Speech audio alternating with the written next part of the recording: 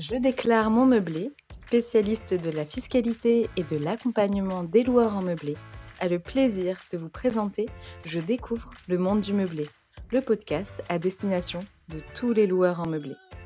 Que vous envisagiez de vous lancer dans l'aventure de la location meublée ou que vous soyez déjà fin connaisseur des avantages de cette activité, retrouvez-nous chaque semaine pour parler conseils, bons plans et suivre ensemble l'actualité de la location meublée.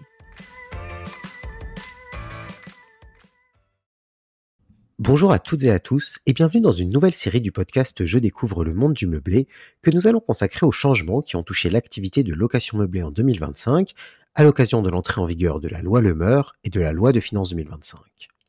Et nous allons bien entendu ouvrir cette série en abordant la question de la réintégration des amortissements dans le calcul de la plus-value en cas de vente d'un bien affecté à une activité de location meublée. Ce n'est bien entendu pas la première fois que nous abordons le sujet dans ce podcast, puisque cette mesure a fait parler d'elle depuis de nombreux mois jusqu'à l'entrée en vigueur de la loi de finances 2025, mais il nous semblait important de revenir sur le sujet maintenant que la version finale du texte a été adoptée et que nous avons pu analyser en détail ses enjeux réels. Partons donc pour un tour d'horizon complet de la réintégration des amortissements, pendant lequel nous nous pencherons sur des sujets tels que les loueurs concernés, cas d'exonération, ainsi que le détail du calcul de la plus-value, et à l'issue duquel vous connaîtrez tout de cette mesure. Commençons par clarifier la notion d'amortissement réintégrable. La loi de finances prévoit que les amortissements déduits fiscalement pendant la durée de l'activité seront réintégrés dans le calcul de la plus-value, mais il est important de rentrer dans le détail de cette formulation. Premièrement, et même si cela paraît relativement transparent, seuls les amortissements déduits seront comptabilisés. Autrement dit, ni les charges déductibles, ni le stock d'amortissement non consommé ne pourront en aucun cas être pris en compte et venir grossir le montant de plus-value imposable. Le stock d'amortissement qui pourrait rester non utilisé au moment de la cessation de l'activité ne représente donc aucun danger pour les loueurs, puisque seuls les amortissements ayant donné lieu à une déduction fiscale pourront être pris en compte. Mais au sein même de ce montant d'amortissement ayant donné lieu à des déductions fiscales, certaines sommes ne seront pas non plus comptabilisées. Il s'agit ici des amortissements du mobilier.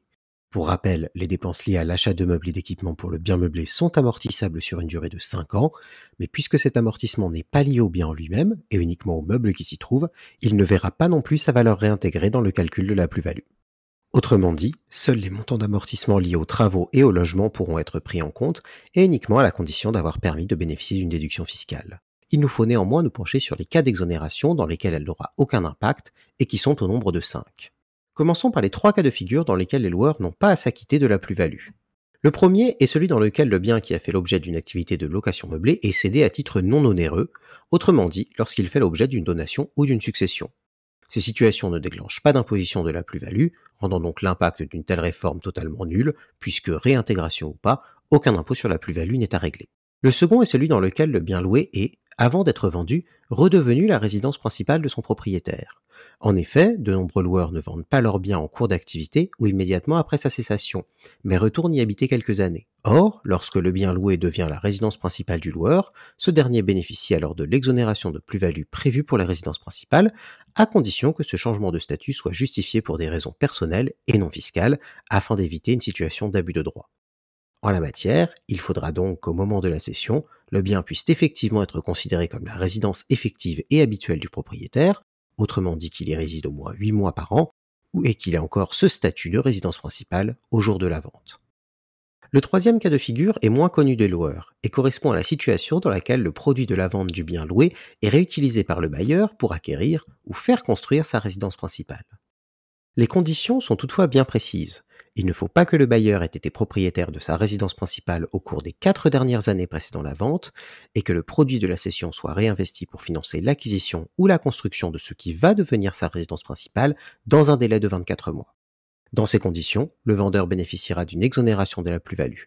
Attention toutefois, cette exonération n'est possible qu'à la suite de la première vente d'un logement autre qu'une résidence principale et n'est possible qu'une seule fois par personne.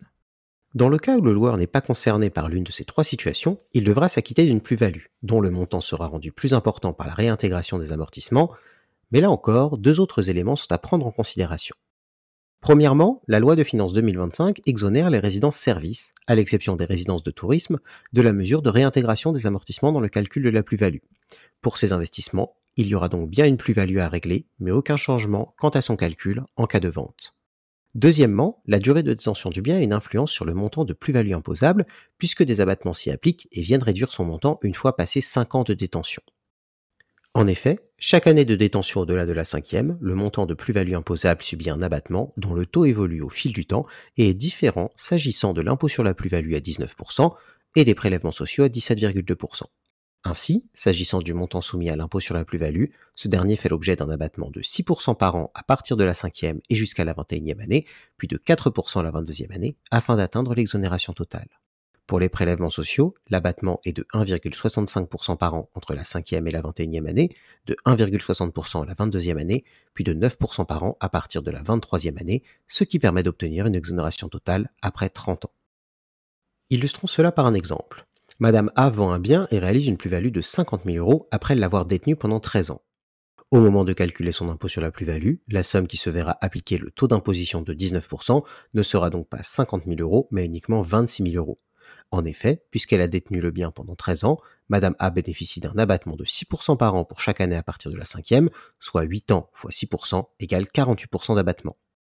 Il en sera de même pour les prélèvements sociaux, avec un montant calculé sur la base de 43 400 euros, soit 50 000 euros, moins un abattement de 13,2%, qui correspond à 8 ans multiplié par 1,65%. Notons ici que c'est bien la durée de détention du bien qui est prise en compte, et non la durée de location. Passons maintenant au dernier point de cet épisode, dont le but sera de vous aider à comprendre comment se déroulera le calcul de la plus-value en cas de vente de votre bien, car si ce dernier est souvent présenté succinctement, il est important de bien connaître les valeurs qui seront effectivement prises en compte, ce qui permet bien souvent de très largement relativiser l'impact de la réintégration des amortissements. Et pour cela, il est important de s'arrêter quelques instants sur le prix d'achat du bien qui sera mis en rapport avec le prix de vente pour déterminer la plus-value imposable. En effet, ce prix d'achat ne correspondra pas au prix que vous avez effectivement déboursé pour acheter le logement, puisqu'il sera à la fois majoré du montant des travaux réalisés ainsi que du montant des frais d'acquisition.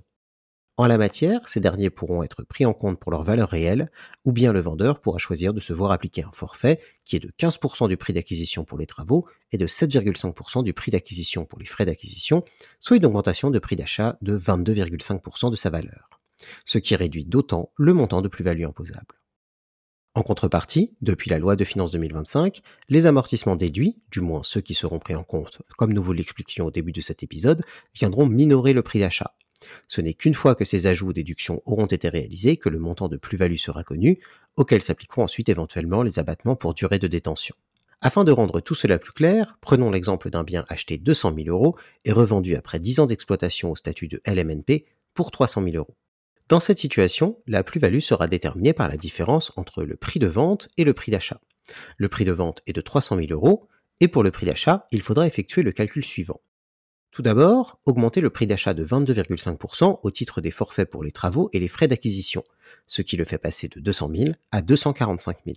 Puis diminuer ce prix du montant des amortissements déduits pendant l'activité, estimé ici à 54 000 euros, ce qui fait tomber le prix d'achat à 191 000 euros.